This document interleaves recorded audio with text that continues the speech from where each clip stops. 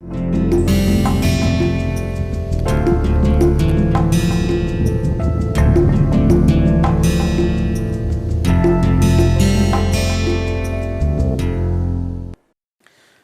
the general approach to the problems is one, the complaint of the patient, which is the most common thing, and they will not even in clinical settings, in otherwise social conversations also people say we are not getting sleep. So, what you have to look at, what is the complaint, the schedule, medical history, substance use, alcohol, the most common and most the social lubricant alcohol is very notorious. Shakespeare has also commented on it. So, some amount of alcohol people take to get good sleep, but in long term and more quantity actually disrupts your sleep architecture. You have to take history from the bed partner regarding, especially in the people who snore, and you will not realize how much misery snoring causes. There are husband and wife who sleep separately after a certain age because they cannot tolerate each other's snoring. I mean, it's a fact actually. Some of the snorers have developed this illness called obstructive apnea, where their sleep goes into a crescendo in a high and then keeps stopping for 10 seconds or more episodes. Their jerk or movement and any mood or cognitive changes associated with it. So, if you look at these are very common terms, all of you would know it.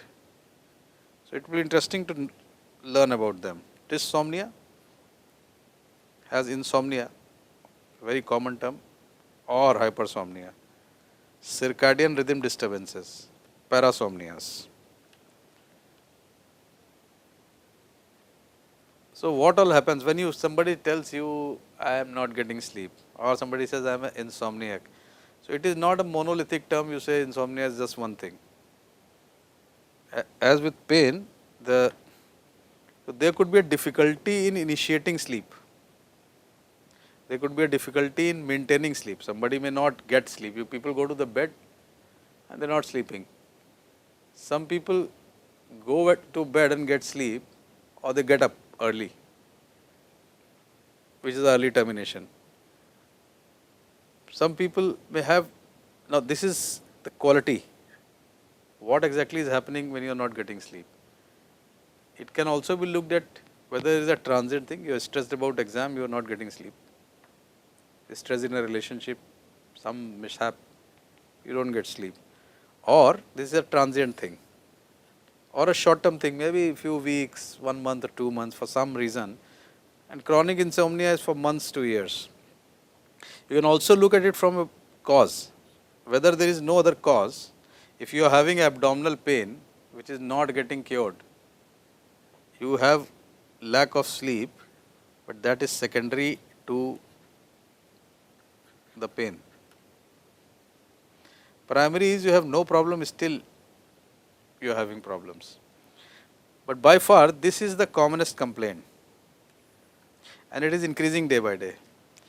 Possibly people are not getting a proper environment to sleep, so much noise, so much light around, the schedules. So, most people who come with problems of sleep will get up and say that they did not have a refreshing sleep. So, they will complain either a non-refreshing sleep, or there is subjective perception that though they have slept, if you do a polysomnography, you will find the sleep is normal, but they would have a feeling that they haven't slept. 1/3 of the population in 1 year, 1/6 is serious, 1/12 is chronic. Women more than them. So, women sleep less than men, elderly less more than young. So, most people have difficulty in initiating. 10% had problems associated with other psychiatric illnesses. Some general medical condition causes problem. What are the complaints? Daytime drowsiness. So, they may not always come and tell you that they are not sleeping. They may come with there is a daytime drowsiness, there is a lot of fatigue, there is lack of concentration, anxiety. All of us know all this stuff. Depressive symptoms, feeling of mind working during sleep is a very common thing. Every second person comes and tells that could not sleep because the mind was working. Mind is working because mind is anyways working. At one point of time, it was thought that a sleep is a inactive, passive process, but sleep is more active than uh, the awake, because see what is happening in sleep. As I told you, during the REM sleep, the norepinephrine system is shut down, so that the external stimulus does not enter the attention mechanism. This is blocked during the REM sleep, so that during REM sleep, all the things which have gone in during the daytime are activated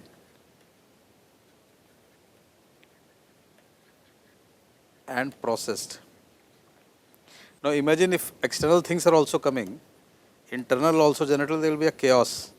So the mind very smartly shuts off this norepinephrine system during these brief episodes of REM. Attention is totally diverted inside and these things are processed. So the more information goes in, the more processing goes in, and that's why a lot of people tell you when they are disturbed or anxious that they are seeing bad dreams, and they are dreams which are very emotional. Now dreams per se, if you look at it, they can get evoked by small things. The brain is smart because it will induct all your needs. Even if you are feeling cold and you have not put a blanket, somehow the dream will induct that need into your dream. Maybe whatever, but dreams can also come from your past and from ages and something. A lot of people get disturbed by dreams, they don't know where it is coming from. But believe me, nothing comes out from outside. What comes in the head is already in your head. Maybe you have listened something in your childhood and something happens at your 40 years of age which has connection with it.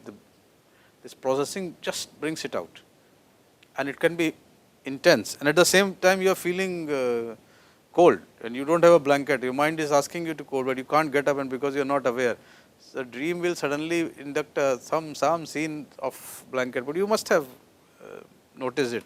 Lot of people who have full bladder in sleep and they are not aware that they should go and urinate, somehow they will get something in the dream where they feel like urinating. A very, very common thing. So mind is already working. So poor sleep can, what you find is these type of disturbances. Growth hormone is not there, temperature dysregulation, no delta waves, oxygen, that means lack of slow wave sleep, oxygen consumption varies. What are the causes? As I said, primary insomnia is rare. If there is a problem in the brain stem, it can lead to primary insomnia. And there is a long term treatment is required for it. Secondary can be psychiatric illnesses, we have talked about it. Physical illnesses like migraine, asthma, pain, GI, seizures, all this can cause insomnia. Stress is the most common thing. All of you know what stress is. Whether it is there or we are increasing it in today's modern lifestyle is something which we are not sure. And environmental factors. Substance abuse, as I said, alcohol. Little bit may induce good sleep, but if you take it continuously, or if it really go on to abuse or dependence, it destroys the architecture. But what is most common is this. Now this is something which whether you are a doctor or not, you can advise people if somebody tells you. There is something called psychophysiological. With most people who get insomnia, what happens is that maybe for some reason 1 or 2 nights they will not get sleep. Next time they go to sleep, they will try to sleep, attempting hard, that is called. The more they try, the brain gets more activated. If you try anything, your brain gets activated, we all know it.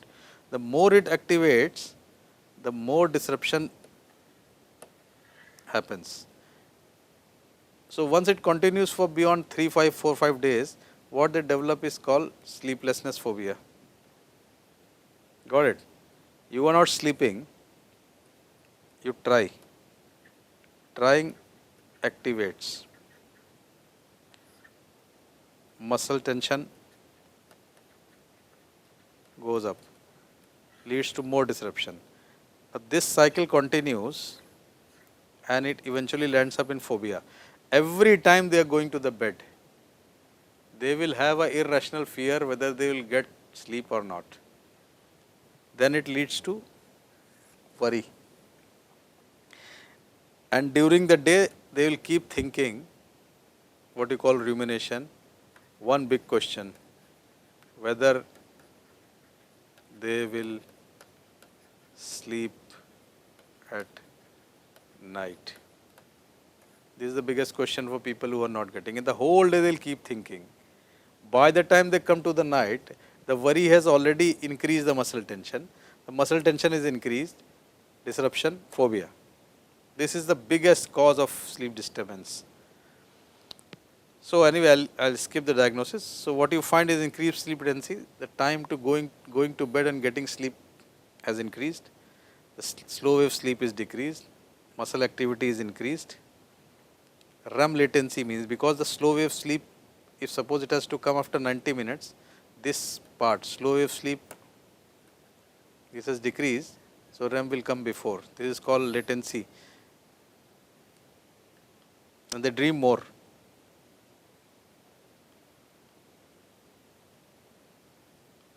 Now, again, as I said, this is a commonest complaint, obsessional, that rumination, whether they'll get sleep or not, stress, anxiety. This is a subjective complaint without objective finding. You do a polysomnograph, you will find adequate normal polysomnograph, but there is a coordination between biology and thought. So the biology is natural and normal. The brain is not perceiving as if it has slept. So how do you manage? First, there is something called sleep hygiene, which is for everybody, and all of you can, if you know it sufficiently, suggest it. Education. One, that you don't have to think about sleep. When you feel like sleeping, you have to sleep. Exercise in late afternoon or evening is more helpful than morning, because it will build up serotonin levels, 5-HT levels, and by the time you are going to sleep, it will start falling. So if some people are not getting sleep, if they take a walk after dinner, and then they will get sleep much late, because if they go for a walk, the serotonin is built up, and then it will take its time to go off to sleep. Limit fluid near bedtime. A lot of old people who have bladder full, it keeps disrupting them going to the washroom every time. Don't sleep empty stomach. A light snack will keep the sugar levels all right. Water 2.5 to 3 hours before bedtime, especially with lukewarm water. If people take bath, the temperature goes up, and as temperature falls, it will induce sleep. The best sleep comes with the temperature fall. Mattress, yeah, temperature out of control. With air conditioning you can. Noise, yeah, noise is a big thing. You can control the noise in your ambient thing, but I don't know how much you can't really do it. There's so much input of noise and light and everything going around. So these are sleep hygiene. Stimulus control. These are the people who ruminate right from morning, that they have to, whether they'll get sleep, or they go to the bed thinking about this. They try to sleep, as I said, they don't get sleep. In the process, every thought and worry which is there in the world will come into their head. The more they try to sleep, the more they try to push out their thought, the more disruption happens. Again, there's a vicious cycle. So they have to be told that they should go to the bed only when sleeping. These are cue removals actually. This is the cue for disruption sleep. Bed is a cue. Where you want to sleep, the bed suddenly awakens you up. Put the light out, no sleep in 20 minutes, get out of the bed. Difficult things to do. Move to a different room till sleepy again. Get up at same time every day. Now why is this important, getting up at same time? Avoid daytime naps. Wind down before bedtime. Relaxation routine, develop it as a skill. Keep worrying time separate. Do not try to sleep. Forget about the drugs, don't bother. We do not have ideal hypnotic. The ideal hypnotic will work fast, will not have any effect in the next day. no tolerance, the same dose will keep giving you the same effect, and you will not get dependent on it, you will not abuse it, and there are no side effect on your memory and all, no respiratory depression. So there are too many conditions on ideal hypnotic, we still don't have it. But let's look at the sleep hygiene. What are we trying to do? We are trying to do one, by avoiding daytime naps, we are increasing that, you saw that graph where we are talking about awake propensity and sleep propensity. By avoiding daytime naps, so they may be normal for other people, as I said, for insomniacs it's not. You are creating a sleep pressure. If you don't sleep, the pressure, the half an hour lack of sleep. So if you suppose you have a natural rhythm of 8 hours and you sleep 6 or 6.5 hours for 15 days. Now this, don't think this 1.5 hour lack will go off. It will keep creating a sleep pressure. So this sleep pressure, we create a sleep pressure by avoiding daytime naps. We tell people that don't go thinking about your world problems while near to the bed. You should just relax your mind. So make it a skill. If you really want to worry and if you have things, you should fix a time much earlier than your sleep time. Fix a time where you want to worry about whatever you want. Once you have finished worrying 15, 20, 30 minutes, wrap off. Do not try to sleep. As I said, if you try to sleep, your mind will get awakened. Now this routine is easy because if you don't sleep, you go to the different room, come back, maybe 10 times in a day, the mind will adjust to it. Getting up at the same time is very important. Like some people who don't get sleep early in the night and they want to sleep at 12 o'clock and they sleep at 3. So they will sleep till 10 o'clock. So their normal getting up time is 8. So they've already compensated. So if you compensated, the cycle which was supposed to go from 12 to 8 has really gone from 3 to 11. Total number of hours remain the same. So next night you can't get sleep at 2. Next time again it will be 3. Again it will be 3. So your pattern would have shifted from 12 to 8 to 3 to 11. You are getting adequate amount of sleep, the whole cycle has shifted. By getting up at the same time every day, we are doing the same thing like what we are doing with daytime naps. We are creating a sleep pressure. Suppose if you get up at 8 o'clock, and if I advise people that even if you sleep at 7, please put an alarm and get up. Don't bother about that 6 hours of lost sleep. Maybe there will be 1 or 2 days when you will be troubled, you will have headache and lack of concentration, which you are anyway having because your whole schedule is disrupted. So instead of trying to compensate, shift it. So some 2, 3 days, 4 days later, you will get sleep at the adequate time. Okay, so as I said, there is no ideal medicine, but there are a lot of sleeping pills, and most people, this is the medicine popularly known as Zolfresh, this is melatonin, there are a lot of these medicines like benzodiazepines. Alprax is one of the most notorious and most addictive drugs. They all act on the brain to increase GABA and cause sleep. We can skip all this GABA thing. Okay, I'll skip this drug thing which may not be relevant to all of you, but slides are there, so if you can always. So in transient insomnia, you treat the cause, medicine for 2-3 days, taper and stop. In short term, 1 to 2 weeks of medication, intermittent use, sleep hygiene. The other illness is hypersomnia, which is not very common, 10 to 14 hours of sleep. It's almost like a sleep drunken state. Polysomnography is normal. There is an increased slow wave sleep. It has a genetic etiology in some people.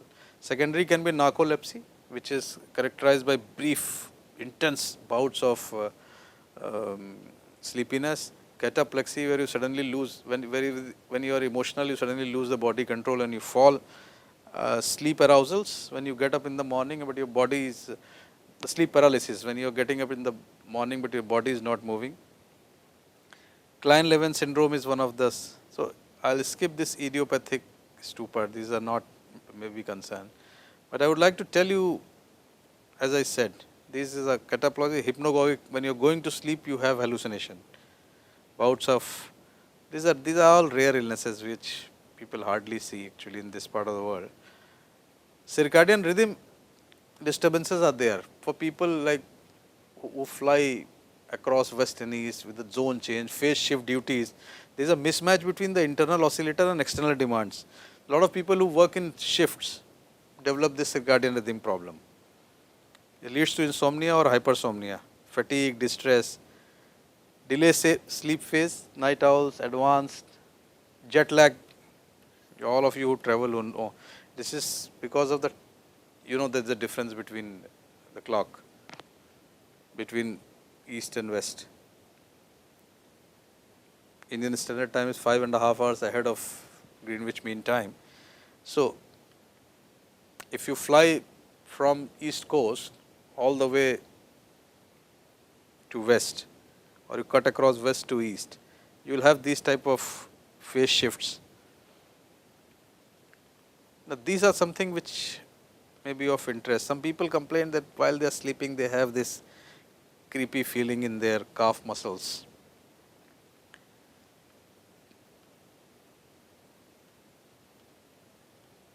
Like,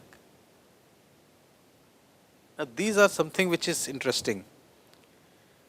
All of us may have suffered partly sometime here and there. They are behavioral or physiological phenomena which appear due to activation or failure to suppress during sleep. So, as I told you, there are a lot of phenomena which our brain is very active during sleep. So, it is suppressing muscle movement, it is suppressing your rapid eye movement, lot of changes are going on. Just any failure in this can relate and cause lot of issues. So, these are the common things, nightmares. All of us have had it. They are very vivid, frightening dreams. And when you get up, you can recall it. A lot of kids have it. This is a phenomena of dream sleep, nightmares. It is self-limiting. If you don't do anything, just hold the child. Or anybody who is having nightmares has seen a bad dream, which you call. You suddenly get up with intense, your heart may be going fast and you're sweating, or any tremors, and you can directly recall that I was seeing this bad dream. So, this is a phenomenon of the dream sleep. There is something called night terrors, which happen in children, and most children grow out of it. They will just suddenly, they will get up shouting and screaming, they will intense crying, very frightened. If you try to console them, they will not get consoled, they are disoriented, and if you ask them, they will not remember anything. This is a phenomena of stage 3-4 in the deep sleep, because there is no dream associated with it. Similar thing with dream is a phenomena of, children get it when they are too tired, and some children get it regularly, and so their schedule has to be changed, and they should rest, settle down before they really go on to sleep. You have seen a lot of films with this, people sleepwalking. It happens in non-REM sleep. Why? Because in the dream sleep, your muscles are not supposed to work. So, this is stage 3-4. People talk in sleep. They cannot talk in the dream sleep, because the talking muscles are not working. So, this is the type of, you would have seen some films with all this stuff. So, it is self-limiting episodes, they are not serious things. So, if anybody tells your kid is having, you should tell them to avoid fatigue, provide regular sleep-wake schedule, ensure sufficient sleep during episodes, lead the child back to bed, minimize intervention, do not shake or slap or do not shout. So, all these things are just behavioral issues, but you have to really protect the kid by all these things. Okay, I will skip this. There is something called, these are type of common things which people, this is a phenomena with lot of, this used to be REM sleep also has a phenomena. Apart from this rapid eye movement and muscle atonia and breathing thing, they also have nocturnal erections, nocturnal penile erection, what we call NPT. Actually, it is one of the phenomena which simplest test. If somebody is saying that they are having erectile dysfunction, and if you ask them that when you are dreaming, you get up in the morning, do you feel your penile tumescence, means the penis is really engorged with blood? If it is there, then probably the mechanisms which subserve the erectile function are normal.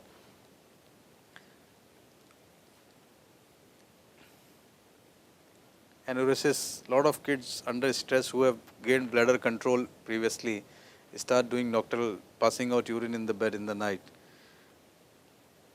This is something which I would like to tell you and end with this. I told you the muscles are paralyzed so that you don't act on. Some people, men more than women, older age, familial, or associated with some degenerative disorders, induced by some of the common medication which are called SSRI, fluoxetine, paroxetine, sertraline. These are the very commonly prescribed medication by doctors for depression, and these are the big culprits, especially a medicine called fluoxetine. People don't realize because most people will not ask about problem, but then some people start developing enactment of dream because of this increased level of serotonin by this SSRIs, serotonin specific reuptake inhibitors, the level of serotonin is high. So, the system which actually paralyzes the muscle so that you don't act out on your dream goes haywire. Lot of these people act out on their dreams. They are risk to themselves and to others. So, there is a loss of generalized muscle tonia. Remember, if you put it on chin, you will find a lot of muscle activity which should not be there in REM sleep. They act out on they may feel fearful and suddenly start running, or they may really want to throttle somebody, and there have been severe incidents and accidents because of this. So, sleep in psychiatric disorder is always disturbed, as you said, depression, and these are the type of findings which you can go through.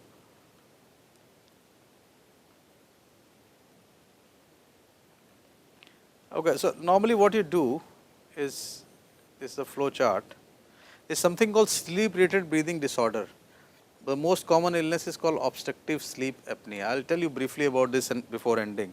This is the most commonest cause of accidents on the road, because these are the people who snore, and when they lie down there is an obstruction to the flow of air, and because of which the oxygen levels fall down, and as the oxygen level falls down, it is sensed by the brain, and the brain goes into the lighter stage of sleep. The breathing almost stops for 10 seconds or more, multiple episodes, more than 48, 50, maybe 100 episodes. These brief episodes of 10 seconds where there is a cessation of breathing, oxygen levels go down, the brain comes to lighter stage, and day after day, night after night, it keeps happening. It happens in obese people, people who have short necks, people with hypothyroid, or it can happen without any reason. The result of which is daytime drowsiness, fatigue, cardiac problems. These people are people who are watching TV and suddenly they nap off, or they sleep, and can lead to severe accident. It is a perfectly treatable condition. 40% of snorers have it. So, if you find somebody who has daytime sleepiness and is obese, suspect obstructive sleep apnea. So, I will end with this. This is the last lecture of the series, and I hope you have enjoyed learning. Thank you.